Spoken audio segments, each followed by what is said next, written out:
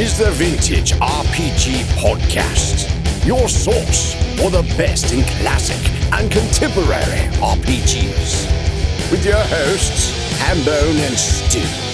Welcome to the Vintage RPG Podcast, coming at you again from the clubhouse, hidden somewhere in the swamps of New Jersey. I'm John Hambone McGuire, and with me, as always, is the founder and publisher of Unwinnable. I asked him if Jared was going to get a subscription to Highlights, and he said Hambone only because Dragon ain't around no more. Stu Horvath. He does have a subscription to Highlights, actually. Really? He has, yeah, well, it's the younger version. It's called High Five, which I think is a great title. Well, okay, one that is a better title. Two, how is there a younger version of Highlights? I thought Highlights was the young kid version. Well, Highlights has a lot more reading, a lot more text. So it's High Five is more for the kids who can't read yet. Did I ever tell you the last time I ever saw Highlights magazine in person? Was it a doctor's office? I was 24 years old, and I, didn't have health insurance. I was a musician playing in bands, touring and stuff like that, and I got really sick. Like really, really sick. It was like a bad, I thought it was a flu at the time. I didn't know what to do or where to go. And like my brain was so sauced from booze that I wasn't thinking straight either way. And I was like, okay, don't go to like the Ameti Center or like the urgent care. Go to your doctor. Now, at that time, I hadn't gotten to a doctor in years. My doctor was my childhood pediatrician. Oh, man. So if you can imagine me, age 24, sitting in Little Falls, New Jersey, in a child's pediatrician's office, and I'm like sweating out whatever kind of sickness and booze is in my system. The chairs are small, so I'm like this big, thick, chunky dude covered in like tattoos with a big blue pompadour and a Johnny Cash t-shirt where he's giving the finger. Because of course I was in this chair, parents had taking their kids to the other side of the room, and I was sitting there and I'm looking down. There's Highlights magazine next to me, and in that moment, I was like, oh. So he brings me in the back, lovely man. His name was Dr. And so he brings me in the back. He does a checkup. He's like, you have a flu, whatever. Here's prescription drugs, and he's like, John, I got to talk to you about something. And I knew it was coming, and I was like, yeah, doc. He goes, I think it's time for you to find a new doctor. And I was like, yeah, I'm 24. And he goes, if you want, I could find you someone, people that, doctors that I know and I trust that would probably be a great fit for you. And I was like, it's cool. I don't have any health insurance, but, thanks for seeing me. I was like, it's wonderful to see you again. And you were always a great doctor, doc. And I'm going to awkwardly see myself out if you're waiting. That's amazing. Highlights hasn't changed at all. It's totally the same. Doctor's offices are a little different, like kid doctor offices. Yeah. I briefly had Jared going to the same doctor. The doctor who took over my pediatrician's practice, but was in the same place in North Arlington. And I felt too large for the space. It was very strange. And the doctor herself was a small woman, like barely 5 feet, which just added to the idea that I wasn't supposed to be there, even though I'm bringing my kid. Yeah, it's awkward. And dear listener, just so you know, I've had a big boy doctor for a while now, so. And health insurance, so we're all good. We're all good. Moving on up. So yeah. So Dragon Magazine, man. Have we talked about this before in the show? We have. We've had a general Dragon Magazine episode, but I felt like I got Dragon Magazine #1, which I never really ever thought that I was gonna get, just because it's too expensive. Most of the copies that show up on the auction sites, they want like $1,000, $1,500, $2,000, depending on the Damn. Yeah, and I'm just like, I can't pay that money. But one came around and it was in really nice shape. For me, somebody wrote some words on the cover. Whatever. But I got it for not a huge amount of money. It's still a lot of money. Like part of the reason we're having this is I spent this money. I think it merits a whole episode. Oh yeah. No. Yeah. No. I mean, I think of the comics market, how the bottom falls out of the comics market, but classic RPGs market's pretty steady. Some definitely, like any other fandom, items are definitely overpriced, but generally pretty even keel for the RPG market. Even though, as we get older, a lot of this older cool stuff becomes more scarce. Yes. So I'm shocked with that, especially over the last like decade, that it hasn't just kind of rose up to and price everybody out of it. So you could still get stuff for a reasonable price, unless we talk about it on the show. Sorry about that. Price is going up. So yeah, like unlike the comic market, it's pretty steady. But to get a copy of Dragon magazine #1, like I don't know anybody who has a copy of Dragon 1. I know people have like 3, 5, 6, and then like everything from like, I don't know, 14 on. But 1, that's some stuff. Yeah, so I agree with you. I think that the market is overpriced generally, and I think that there is a bubble pop coming. I've been saying that for years, but I think that it is becoming more and more imminent. Like if you look at the sites now, like there's a bunch of stuff well, I don't really want to get into it, but there's a bunch of factors that make me think that like it's getting worse. But an issue like Dragon Magazine #1 is always going to be a desirable. It's like Deities and Demigods with Call of Cthulhu in it. It's always going to be high on the collector's list. So it's always going to retain a certain amount of value. I got in at like a decent price so that like if and when the bubble does pop, mine's still going to be worth more than I paid for it, probably. But at the same time, I'm still missing some, which is deeply frustrating. I can't find a copy of 10 anywhere, like let alone like a reasonably priced copy. And the way the market is, so I'm missing the only Dragon magazines that I'm missing now, which is crazy, are 2 through 8 and #10. I have 9, and then I have everything up until the last print issue, which was weird number 69, dude. Yeah. No, but nice. The final print issue was 359 in 2007. So I have the rest, the other 351. Damn. Yeah, it's a lot of boxes. But I'm not really hunting the handful of early issues that I'm missing because I feel like they are overpriced. Like they want like 500, 600, 700 bucks for this. And it just like the market's going to change. Like D&D is going to go back into like Godzilla, like hibernation, and the bottom of the market's going to fall out. And, they'll be like 75, 80 bucks again. Because I kind of remember them being that much when I started kind of collecting, which was out of my range then. And I could probably do it now. Yeah, outside of some odd issues here and there, like, on the other side of the basement, I have a bunch of issues ranging from like 80 to, late 200s. And, when I first got this massive hoard of Dragon magazines, I was like, all right, let's see what it'd be like to collect these. I had like a hot moment where I was like, I'm going to get the whole thing. Mm-hmm. But I checked the price of like #1. And I was like, yeah, that's going to be a no for me. That costs more than I paid for this entire hoard, plus like 5 long boxes of like first edition and second edition D&D stuff. So yeah, no. That was like 10 years ago. Yeah, it was. Most of my I believe most of my Dragon run came from that same sale in which I got like something like 200 issues for $50. Oh yeah. It's hard to beat that, cost per unit, Oh yeah. I mean, dear listener, about 10 years ago, a friend of a friend was moving out of town and had a hoard of Dungeons and Dragons stuff ranging from first edition to third edition.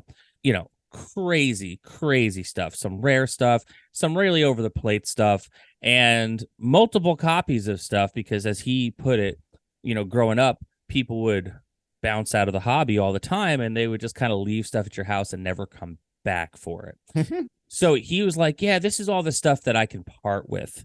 And it was maybe 20 long boxes worth of stuff, Yeah. And it was a significant collection. It was a significant collection. And we're talking not just me and Stu, like me, Stu, 6 other people I know picked through that collection. And he was like, I'm only keeping the really choice stuff for myself. And he pointed out it was like 3 long boxes worth of stuff. But like what he considered really choice stuff probably was just like, still in the shrink wrap, because there was like a perfect copy of Ravenloft in here. There was like a perfect copy of Tomb of Horrors. There was like, you know, box sets that were like in pristine condition with all the parts. Like, we're like, if this is the stuff he's selling, like, what is he holding back? But he also had like, you know, a near complete, like Stu bought the lion's share of the Dragon magazines, right? I bought what was left over, and it was still like, I don't know, almost like 80 issues of Dragon magazine, like, because he had doubles. He had doubles and triples of everything. He brought so many issues over. When I sorted through it, I had like a full run from like 16 to 298 or 268, something like that. And then on top of that, I like there was another run of about 100 issues, and then another run of about 50 issues, all dupes. So like I had all of this stuff. Like, I didn't know what to do with it. Eventually got rid of it. I think I sold a box of them at Geek Flea. I sent the last box. I saw the horror writer Laird Barron, who I've interviewed a couple times and am cordial with. I saw him on Twitter talking about how he loved Dragon magazine, always wanted to start a collection. I was like, hey dude, I got a box, you pay shipping, I'll send it to you. Yeah, it's crazy. It's just like I couldn't get rid of him. Now I could probably have made a decent profit off of it anyway. But yeah, that's how we got the lion's share of our Dragon magazines. Yeah, and Dragon magazine's interesting. Number one is it's particularly interesting to kind of look through. I've looked through PDFs of it, of course, but interfacing with the physical object is different. First, the cover's amazing. It really is an iconic cover of like a weird, you know, dragon. It's got like very 70s color scheme and printing methods. And it fits right into like this odd spot between being a professional grade magazine and a fanzine. It is in between two worlds. Oh yeah. Especially number one.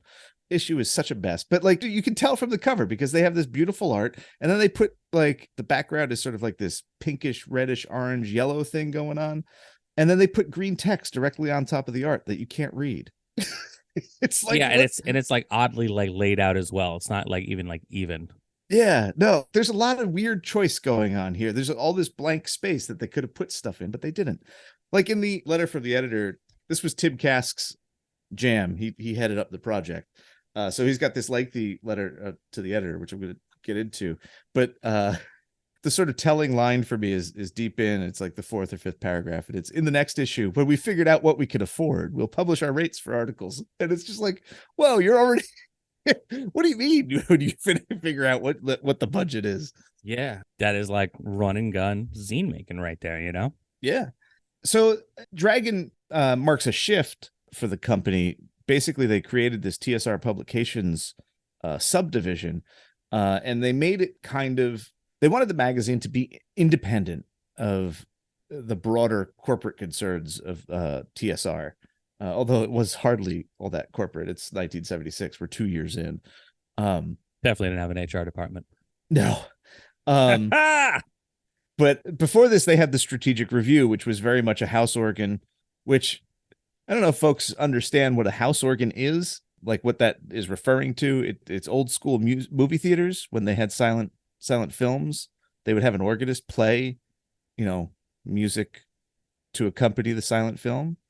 And when somebody says it's a house organ, when referring to a magazine, it means like it's basically under control of the larger corporation. It's I don't want to say propaganda, but it's definitely not an independent journalistic endeavor. It's basically an advertising delivery system, and that's what the strategic review was. It was dedicated entirely to TSR products and their promotion.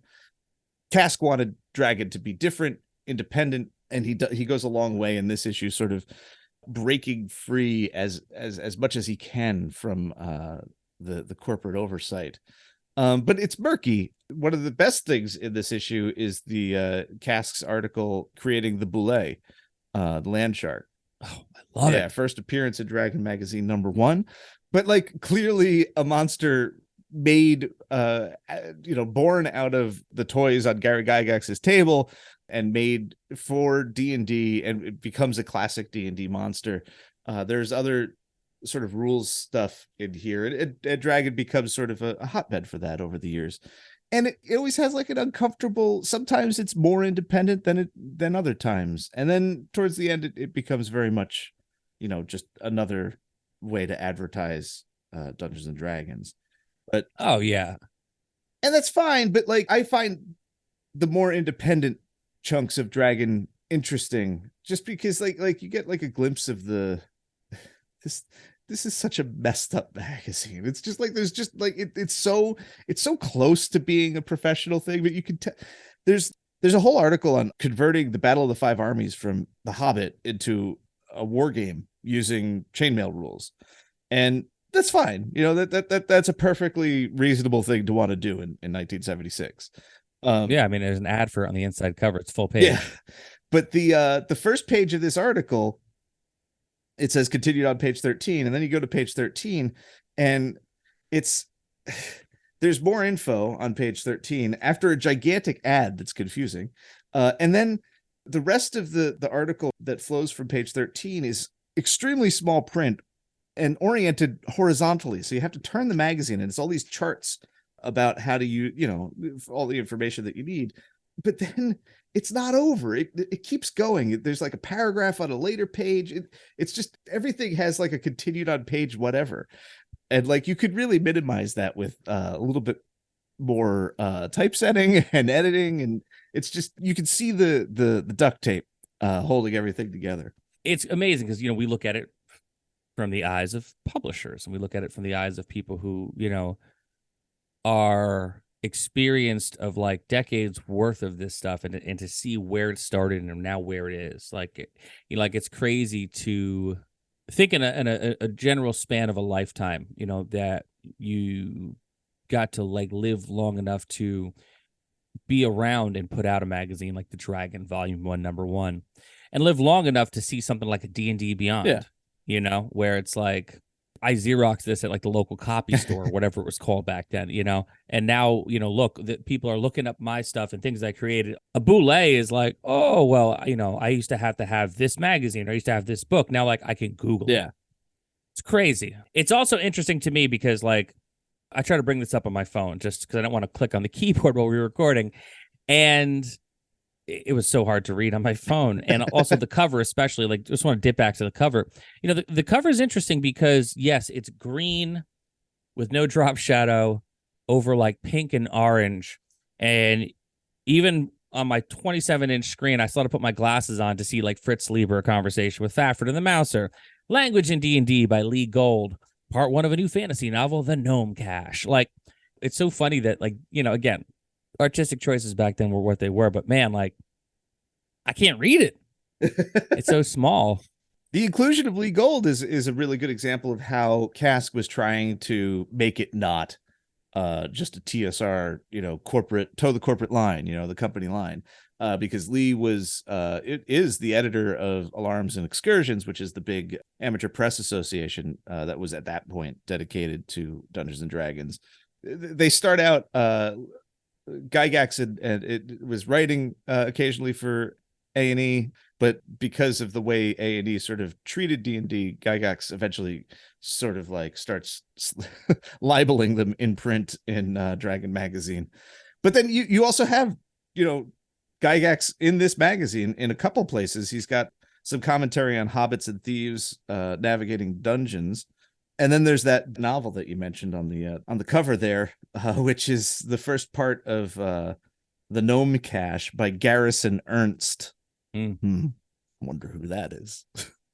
And it's a terrible. It's the first. It is officially the first bit of Dungeons and Dragons fiction. It's set in Greyhawk, but it's garbage. It's terrible. And it's prefaced with, "It is with great pleasure that we present the first installment of a great new fantasy novel. It's only fitting that it debut in this, our first issue. Join us, if you will, on the search for the Gnome Cache." Gygax never finishes it. I think there's 7 total parts. There was a missed issue, and the main character's like terrible. He's just everything. There's no redeeming qualities about him, and it's reading it is interesting because it really informs your view of early D&D characters and what they were about in comparison when you contrast it with like modern D&D, where it's very much heroic fantasy. There's nothing heroic about this guy. He's like a coward. He like leaves his friends in the lurch. It's terrible. Yeah, I mean, it's definitely interesting because, I'm flipping through this, and there are very like specific things, like for not being a House Oregon, like there's an update on Gen Con, a big ad for Gen Con, for 1976's Gen Con. There's also like, things about being an RPG judge, which is very interesting because, if you are sitting in front of a computer and you're reading along, if you pull this up on the internet, you're going to hit a point where page 20, there's a thing called mapping the dungeon. And this is something I find particularly interesting because it says, this issue will see only new DM listings. We will also list EPT DMs if we are notified. And they have people's actual addresses listed. It's crazy. Absolutely crazy. In the magazine. They did this for years. Like as it goes on, there's like these large indexes of dungeon masters and it's with their addresses. It's nuts. Yeah, on this list, and there's also some like very notable DMs who have their home address listed. Yeah. It's weird. It's like, it's such a different world. Like, do you send them like a postcard? It's like, can you DM for my game? Chaz Hickok? Mr. Dudley, sir, can you DM for me? I keep hearing that there's a DM shortage, which is the most ridiculous thing to have a shortage of because anyone can do it. What now? Like, yeah, in our modern real world, in our life modern outside the podcast. Yes, there's been much ink spilled in the last year. The DM shortage crisis. I guess they're looking for professional grade DMs, but like, that's such a thing. Even is a glimmer in anyone's eye at this point. Like, really, professional DMs? Like, oh, come on. Yeah. So, my barber, his group pays a dungeon master to like once a month come and run D&D for them for like 4 hours. They've been doing it for like, I don't know, a couple of years now, and they say he's amazing. He's a killer DM. They're having like the most fun ever, and I'm like, should people get paid for this? I'm in the wrong business.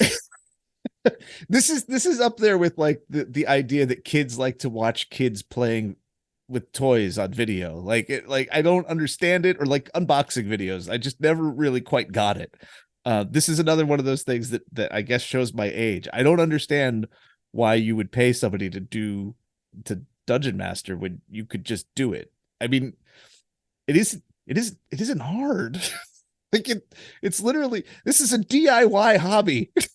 Yeah. Like it always has been. Professionalization is a hell of a thing. Really. I mean, I don't know. Everyone approaches things differently. Everyone has a different, level of comfort in the things that they do. I was afraid to DM. I didn't DM for years. I was so intimidated by it. I mean, mostly because I saw the amount of books you used to bring when you used to run the game. And I was like, that's a lot of books. Like, how do you even know? Like, that's so many books. And then I was like, oh, you can get around that. Just, then I hung out, we would hang out and I would watch you. And I was like, okay, so he's only like using like one thing from each book, but he has to bring the whole book just in case. Yeah. And now you can bring it up on your phone. But I would sit there and I look at it, and as I run games now, like, I'm very lucky. My buddy Cheese plays in my Monday night game, and he actually like knows the rules. Like I am very like loosey-goosey when it comes to the rules. That's why I created my own game. That's a very, very, very rules-like thing, because man, I don't want to read that book. Like so like I'll be playing and I'll be like, someone will ask me a question like, well, what's this? How does this work? And I go, cheese? And like, it's like having a DM who actually knows the rules, who is enjoying playing, so I can just kind of run the game, because like I know enough of the rules, but I don't know, comparatively, I know nothing next to cheese. But the other night, something came up and he was like, hey, point of order, you make this save as the DM after the fact. And I was like, yeah, it's fine. That's cool.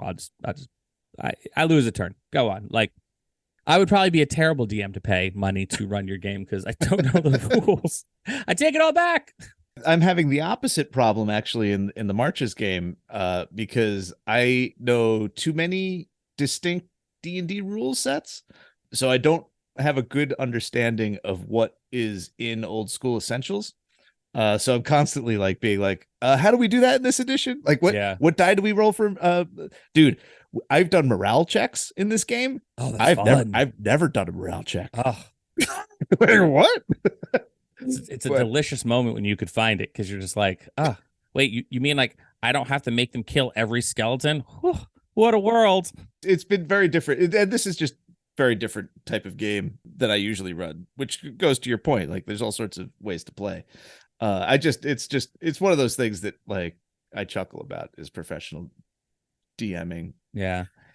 One thing I want to ask you though, because I mean, this issue of the magazine is really like a murderer's row of all like the classic D&D talent, people who are in there on the ground floor. I'm flipping through as we're chatting, and I come to a Mighty Magic Miscellany section, which is ventriloquism spells, magic mouth. There's a phantasmal killer. Like, you have spells that have not appeared in books yet.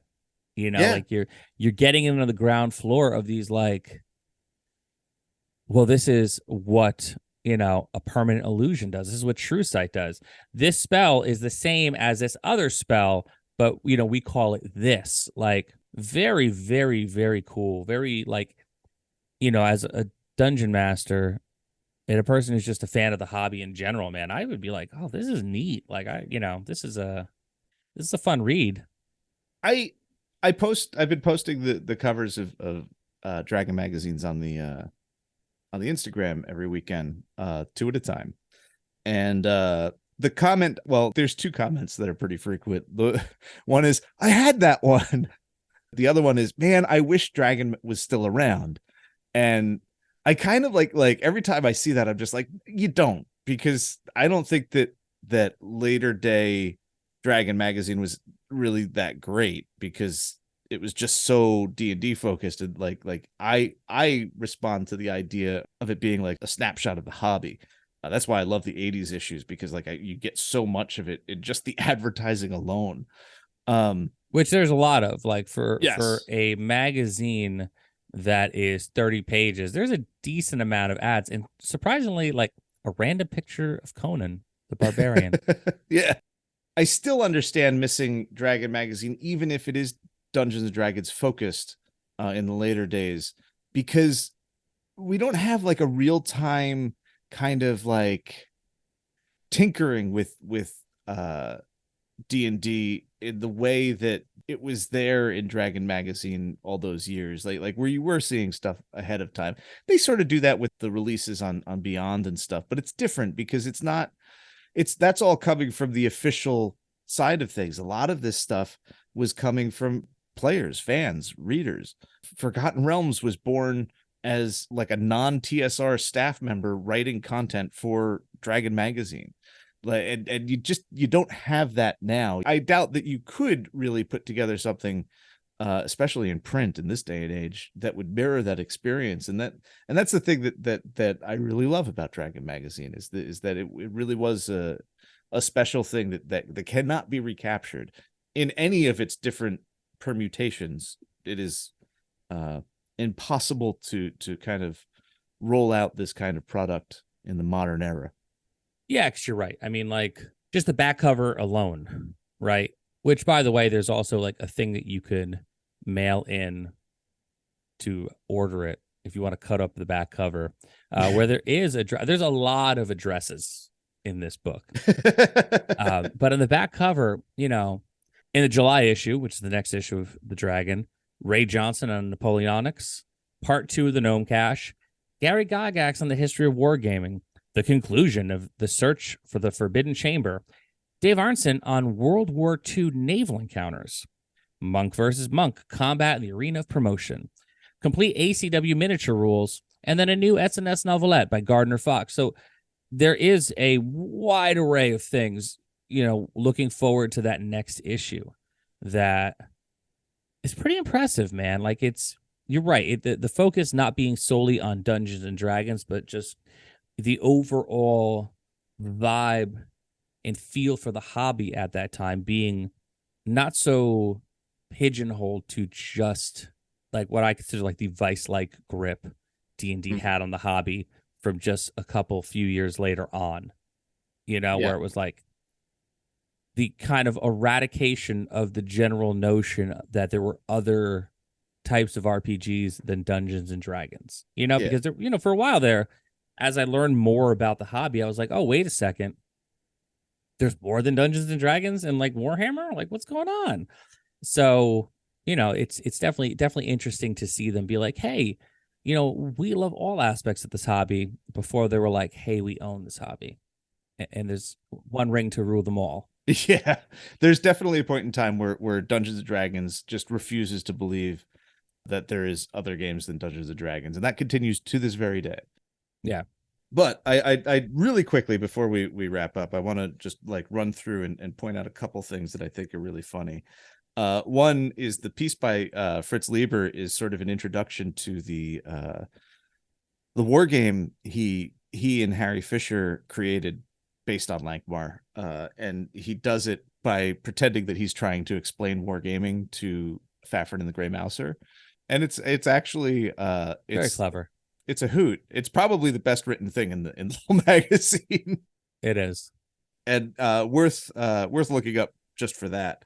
On the facing page, there's a notice to customers of TSR. Oh my God. I'm just going to read this one out loud. Please. In its entirety, because it's just like, even then you were kind of jerks. UPS went on strike, and we're doing our best to get around this handicap and continue our shipping. Please bear with us. Should the strike be over by the time this sees print, this will explain why our normally speedy service lagged. Not even a hint of solidarity. Yeah, I mean, shit. That's a... We also have an article by James M. Ward about magic and science. Are they compatible in D&D? Which is 1976 is right around the time Metamorphosis Alpha was in development. We had already seen in the convention circuit, we had seen Barrier Peaks. So like that's a very of the time article.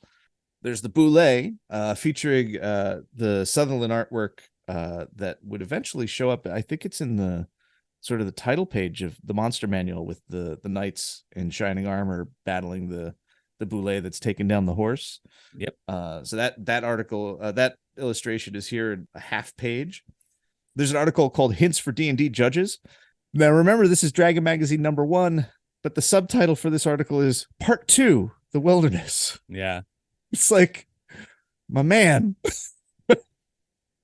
What happened? Yeah, where's Part 1? I mean, it's probably in the strategic review, but like no note of that, no acknowledgement. And I think the last one that's sort of interesting is that Royal Armies of the Hyborian Age editions.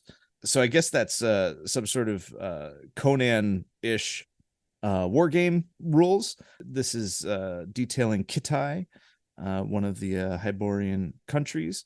But I thought that the byline was interesting. It's Lynn Carter of the Ballantine Adult Fantasy paperback line, author of Thongor and a lot of Conan pastiche. Well, yeah, and accompanied by Scott Bizarre, who at the time ran and still runs in some form Fantasy Games Unlimited, which again goes to that whole idea of like, let's get people who aren't from TSR here. Byline from somebody within competing companies. Pretty good way to show your independence. And that's about it. Wild. Yeah. Do you have any final thoughts on the Dragon #1? I mean, it's a lovely thing. I'm glad I own it. It feels very few of my role-playing collection, very few of the books feel sort of important or have a quality of being an artifact, because they're very utilitarian things. They're meant to see use. Even my white box, I don't feel particularly in awe of. But this Dragon Magazine #1 has something special to it that I'm still kind of trying to put my finger on. And it's interesting because it is not a high budget, production. It is very much of its time. Like I said at the beginning of the episode, it's right in the pocket there between two worlds of like the true do-it-yourself and the true professional magazine production. And they only get shinier and glossier and more professionalized as time goes on from this point. Right. So it's a cool object in that regard, and glad I have it. I don't know. I have a problem with it because I keep all my dragons in banker boxes. Right. And I keep them on the workshop side. and they're all in bags and boards and stuff, and this one is too. But like I can't. It doesn't feel right to just stick it in a box somewhere. So like I'm struggling with what to do with it. It's hard to put on a shelf because it just disappears. Yeah. Like I have my Arkham House books. A lot of them are very expensive, but like I feel okay putting them on the shelf, because they're books and you can kind of see the spine. I don't know what to do with this, so like it's like sort of floating around the clubhouse in a way that seems dangerous. Yeah, definitely. You might want to put that up in the loft and then decide later. I want to spill coffee on it or something. Yeah, just saying, no sawdust. So this is another amazing episode of the Vintage RPG Podcast. Stu, where can people find you on the internets? They can find me on Instagram at Vintage RPG. This whole I got a couple other early issues of Dragon Magazine, and I started publishing the covers in order last year under the assumption that I would never get 1 through 10, and now I don't know when I'm gonna like do I get all the way to 359 and then post the early ones? I don't know. It's a weird problem to have. I mean, if you're going to get all the way to 359, it's a great stall tactic so you can get the rest of the first 10 issues that you're missing. I'm just saying. Oh, man. You can find me across the internets at John McGuire RPG on the TikToks, on the Twitters, and on the Instagram. I've actually been posting on the Instagram more. Stuff's happening. I'm leaving the house. I'm doing stuff, not just promoting my books, which you can get on Exalted Funeral. If you're interested in picking up anything for 3-2-1 action, here's the pitch. You can get physical copies of the books with the PDFs over at Exalted Funeral. If you like the show, don't forget to rate, review, and subscribe. Your reviews really do help other listeners to find us. And if you really like the show, why not become a patron? Patreon.com/vintagerpg.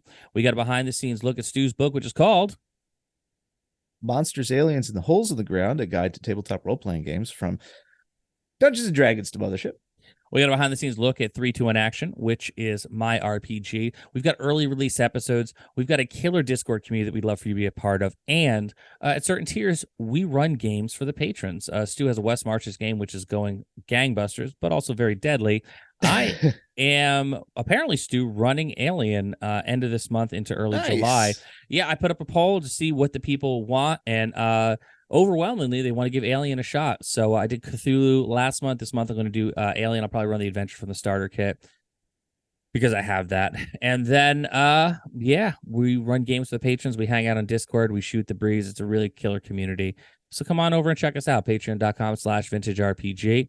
And if you like the show, don't forget to rate, review, and subscribe because your reviews really do help other listeners to find us. And, we love making these shows and we like making new friends. So why don't you hop on down to whatever service podcast chaser that you use and let them know you love us because we'll love you right back. So for Stu Horvath, I'm John Hambone McGuire. May the dice always roll in your favor.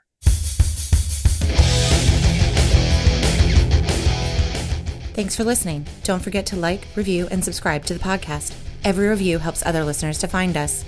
The Vintage RPG Podcast is a ham-fisted production. Music by Dega West. Art by Schaefer Brown. If you like the podcast, you should also consider becoming a patron at patreon.com.